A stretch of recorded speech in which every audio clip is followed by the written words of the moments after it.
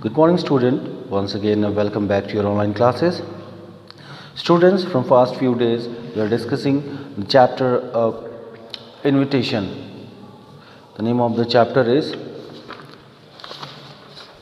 The Story of an Invitation. Now, earlier two classes we have discussed there is a two character, Bretha and Grace. Bretha is a very pretty girl and she is going to meet with her aunt, and the Bretha at the same time the Grace is willing to do the work in a bookstore. She is very poor girl and Bretha is very charming and very a rich girl, but when Bretha see her friend's face, she is very nervous and she wanted Grace to come with her. Now let's start. I believe she could not stand 2 months at a Clarkman's, thought Bretha. If I were not going to Aunt Meg, I would ask her to go home with me. Or even if Aunt Meg had rooms for another guest, I had just write her all about Grace and ask if I could bring her with me. Aunt Meg would understand. She always understands, but she hasn't, so it can't be. ब्रेथा कहती है कि मुझे ये विश्वास नहीं है कि जब उन्होंने ग्रेस ने कहा कि मैं क्लार्कमैन के घर पे या बुक स्टोर पे काम करूँगी, इसने सोचा कि ये कम से कम 2 महीने ये काम नहीं कर सकती है क्योंकि काफ़ी कमज़ोर है, बीमार भी रहती है, तो ये नहीं हो रह पाएगी। और सोच रही है कि मैं अपने आंट को एक लेटर लिखूँगी कि अगर उनके घर के में एक और कमरा होगा तो मैं क्या अपने साथ इसको ला सकती हूँ, और अगर ऐसा हुआ, अगर उन्होंने नहीं कहा, अगर कमरा नहीं हुआ तो क्या होगा। Just then thought darted into Bretha's brain. What nonsense, she said aloud so suddenly and forcibly that Grace fairly jumped. What is? और ये ऐसे ही सोच रही थी ब्रेथा अपने दिमाग में, और अचानक से मुंह से तेजी से निकल गया व्हाट नॉनसेंस, जिसको सुन के ब्रेथा डर गए, ग्रेस डर गए। उसने पूछा व्हाट इज दिस, क्या हुआ। Oh, nothing much, said Bretha, getting up briskly. See her here. I am going to get to work. I wasted enough time.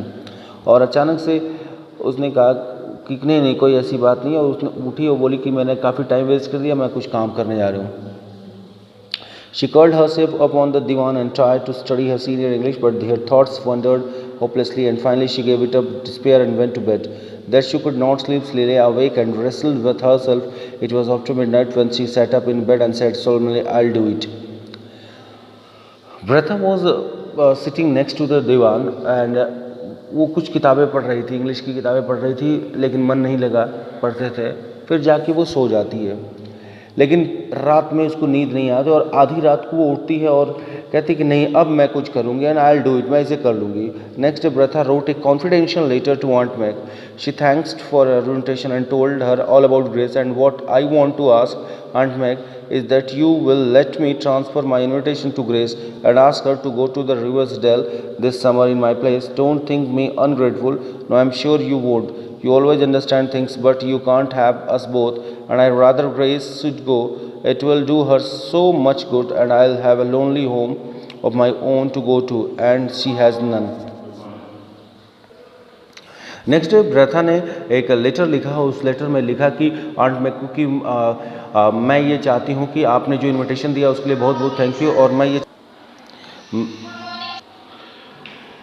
उसने लेटर में लिखा कि आपने जो मुझे इनविटेशन दिया बहुत ही अच्छी बात है, लेकिन मैं चाहती हूँ कि मेरे प्लेस पे अगर मेरी फ्रेंड ब्रेथा चली जाए, ग्रेस चली जाए तो अच्छी होगी, और मैं समझती हूँ कि आप मेरी फीलिंग्स को समझ रही होंगी, क्योंकि मेरे पास तो खुद का घर है लेकिन उस बेचारी के पास अपना घर नहीं है, और इस समर में अगर वो चली जाएगी, आपके यहाँ कुछ कर लेगी, घूम फिर लेगी तो उसको अच्छा लगेगा। Aunt Meg understood as usual and she was perfectly willing, so she wrote to Bretha and enclosed a note for invitation of Grace. इसलिए अच्छा, आंट मैग काफ़ी ज़्यादा पसंद करती थी और समझती थी ब्रेथा को, इसलिए उन्होंने ब्रेथा की बातों को, फीलिंग्स को समझा और एक लेटर लिखा और साथ में एक इनविटेशन लेटर लिखा जो कि ग्रेस के लिए था। I shall have to manage their affair very carefully, reflected Bretha. Grace must never suspect that I did not on purpose. I'll tell her that circumstances have prevented me for accepting Aunt Meg's invitation. That's true enough. No need to say that the circumstances are here, not when I'll say I just asked Aunt Meg to invite her in my place and that she has done so. When Grace came home from her history examination that day, Bretha told her that story and gave her Aunt Meg's cordial note. Total scenario is that कि ब्रेथा को उनकी aunt ने letter लिखा और वो बहुत ही खुश हो गई क्योंकि उन्होंने एक्सेप्ट कर लिया था प्रपोजल, आंट मैग ने प्रपोजल एक्सेप्ट कर लिया था। और जब हिस्ट्री के पेपर देख के जब ग्रेस वापस आ रही तो उसने आंट मैग का दिया हुआ एक लेटर, कॉर्डियल लेटर, ब्रेथा ने ग्रेस को दिया। You must come to me in Bretha's place, she wrote the letter. I feel as if I know you from her letters, and I'll consider you as a sort of honorary niece, and I'll treat you as if you were Bretha's herself.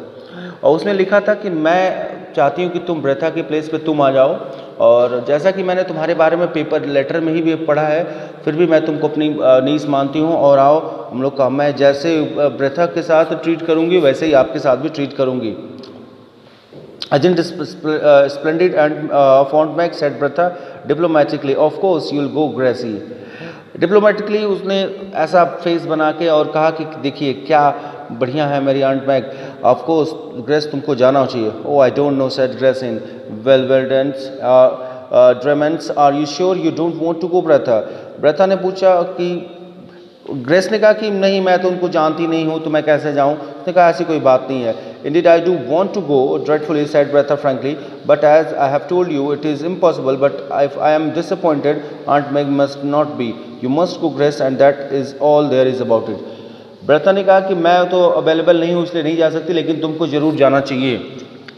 In the end Grace did go, a little puzzled and doubtful still, but thankful beyond words to escape the druggeries and the counters and the noise and the height of the city. Bretha went home feeling a little bit blue in secret, it can't be denied, but also feeling quite sure that if she had to do it all over again she would do just the same.